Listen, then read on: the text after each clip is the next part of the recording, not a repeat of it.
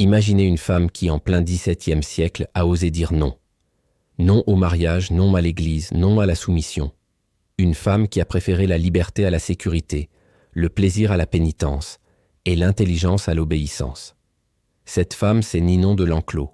Son histoire n'est pas seulement celle d'une courtisane ou d'une muse, c'est le récit d'une révolution à elle toute seule, une révolution qui a façonné la pensée libre de la France moderne. Préparez-vous à découvrir le portrait d'une femme contre son siècle, une femme qui a fait de sa vie une œuvre d'art et un cri de liberté. Nous sommes en Plessis 120. La France est sous le règne de Louis XIII, dirigé d'une main de fer par le cardinal de Richelieu. La société est corsetée par les codes stricts de la morale chrétienne. C'est dans ce monde d'interdits que naît Anne de l'Enclos, que l'histoire retiendra sous le nom de Ninon. Très jeune, elle sent que la liberté ne lui sera pas offerte sur un plateau d'argent. Il faudra la conquérir. Son éducation est un champ de bataille entre deux visions du monde. D'un côté, son père, un noble libertin, lui enseigne la musique, la poésie et surtout l'art de l'esprit critique.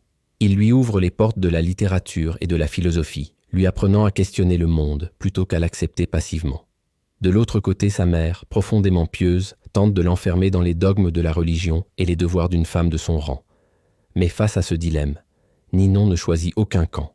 Elle trace sa propre voie, une troisième voie, celle du plaisir éclairé par la raison.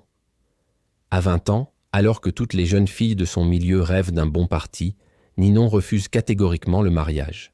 Elle prononce alors ces mots, qui résonnent comme un véritable séisme dans la société de cette époque. « Je ne veux appartenir à personne. Je veux être à moi. » C'est un acte de rébellion absolue. Une femme qui rejette le mariage, c'est une femme qui rejette son rôle social, qui refuse de devenir une propriété, un simple maillon dans une lignée. En disant non, elle ne se contente pas de refuser un mari. Elle refuse tout un système qui l'assigne à la dépendance. C'est une déclaration d'indépendance qui va définir toute son existence. Plutôt que de se cloîtrer dans un couvent ou de se plier aux conventions, Ninon invente son propre espace de liberté, son salon. Situé au cœur de Paris, dans le quartier du Marais, ce lieu devient rapidement l'épicentre intellectuel de la capitale. Ce n'est pas un simple lieu de mondanité, c'est une académie de la pensée libre. Les plus grands esprits de son temps s'y pressent, non pas seulement pour sa beauté, mais pour son intelligence et sa conversation étincelante. Imaginez ces soirées. On y croise le duc de La Rochefoucauld, dont les maximes dissèquent l'âme humaine. Molière, qui y trouve peut-être l'inspiration pour ses personnages de femmes fortes et intelligentes, ou encore l'écrivain épicurien Saint-Évremont. Le salon de Ninon est un laboratoire d'idées où l'on débat de tout, de politique, de philosophie, de morale et bien sûr d'amour. Elle ne se contente pas d'accueillir ces génies, elle participe activement aux discussions, elle les nourrit de ses réflexions.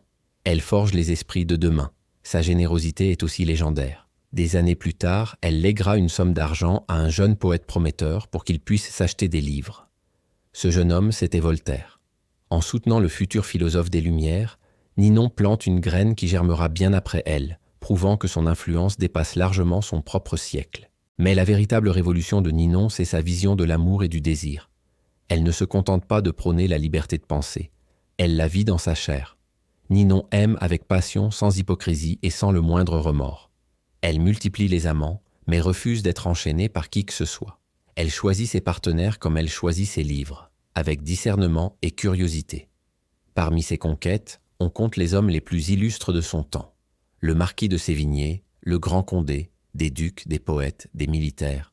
Tous sont d'abord séduits par sa beauté, mais ils sont surtout captivés, voire domptés, par son esprit. Ninon n'est pas une femme que l'on possède, c'est une femme qui enseigne. Elle leur apprend que le désir n'est pas un péché honteux, mais une force vitale, une source de joie et de connaissance. Elle leur apprend à aimer sans posséder, à chérir l'instant sans chercher à l'emprisonner dans des promesses éternelles. Elle leur apprend à penser sans craindre le jugement des autres. À travers ses lettres, ses conversations et son attitude, elle incarne une liberté féminine totalement inédite. Elle disait « Le plaisir n'est un crime que pour ceux qui ne savent pas aimer ». Sa philosophie est simple. Une vie sans plaisir est une vie gâchée, mais un plaisir sans intelligence n'est que débauche. Son salon devient ainsi un temple du libre arbitre, une oasis de vérité dans un désert d'hypocrisie sociale. Les hommes viennent chercher chez elle bien plus qu'une aventure. Ils viennent chercher la vérité du cœur et de l'esprit, une authenticité que la société leur refuse. Évidemment, une telle liberté dérange.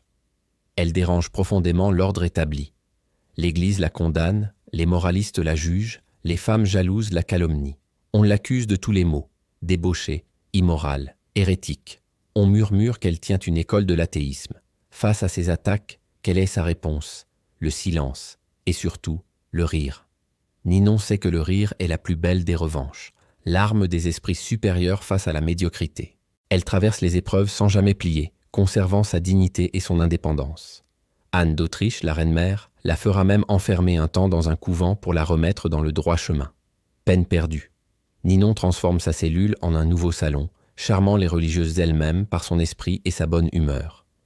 Libérée, elle reprend sa vie, plus libre et plus déterminée que jamais. Sa force de caractère est telle qu'elle finit par gagner le respect de ses anciens détracteurs.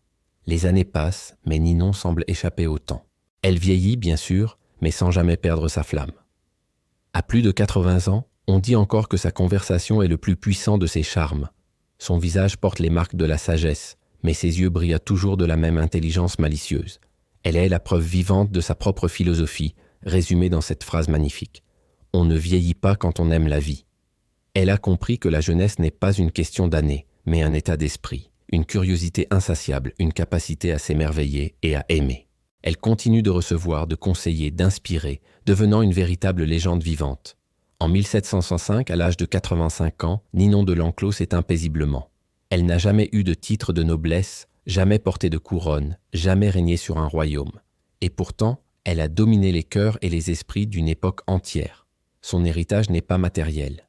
C'est un souffle de liberté qui a traversé les siècles, inspirant des générations de femmes et d'hommes à oser être eux-mêmes. L'histoire de Ninon de l'Enclos, c'est bien plus que la biographie d'un personnage historique. C'est un cri de liberté qui résonne encore aujourd'hui avec une force incroyable. C'est une leçon de courage, d'intelligence et de sensualité assumée. Elle nous a prouvé que l'on peut être une femme et être la seule souveraine de sa propre vie. Elle nous a montré que le savoir et le charme, loin de s'opposer, se nourrissent l'un l'autre pour créer une personnalité irrésistible. Dans notre monde, encore si souvent gouverné par le regard des autres, par la peur du jugement et par les injonctions sociales, l'exemple de Ninon nous rappelle 3 principes essentiels. Vis selon ta propre vérité, pas celle que l'on veut t'imposer. Aime sans peur, sans honte et sans calcul. Et surtout, pense par toi-même, toujours. Car Ninon nous l'a enseigné il y a 400 ans.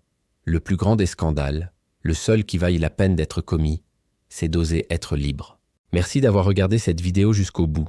Si l'histoire de Ninon de l'Enclos vous a inspiré, n'hésitez pas à laisser un commentaire pour partager vos réflexions. Pensez à vous abonner et à activer la cloche pour ne manquer aucune de nos prochaines histoires sur ces personnages qui ont osé défier leur temps. À très bientôt!